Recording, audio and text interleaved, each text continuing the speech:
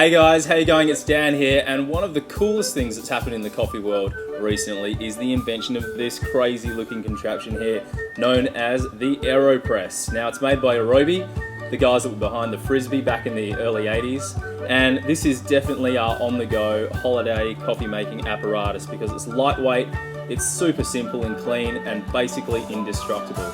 So out of all the recipes that are out there, they're pretty much just a variation of two main styles.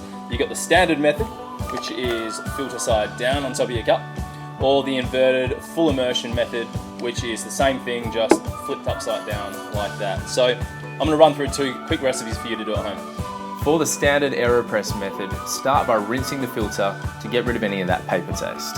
Now screw the filter pasta back onto the base of the Aeropress and rest it on top of your cup. We're going to make around 300 mils or so you want to make sure your cup's going to be big enough.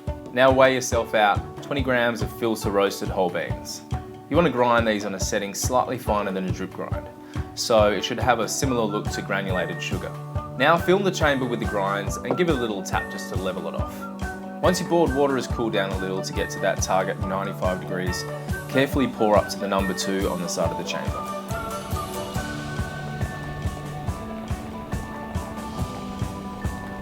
Then grab that little paddle or a spoon and gently give it a stir for about 20 to 30 seconds. Keeping in mind that the more you stir and agitate the coffee, the more it's going to extract.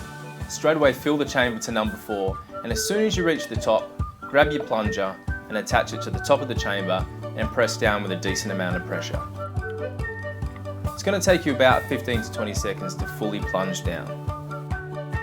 Stop plunging as soon as you hear that hissing noise. That means there's no more coffee in the chamber.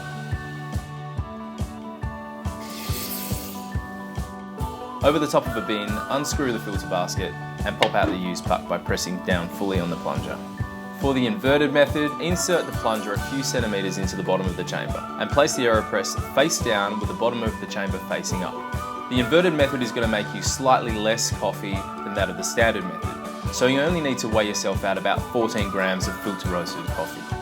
Fill the Aeropress with your freshly ground coffee and give it a little shake to level it out.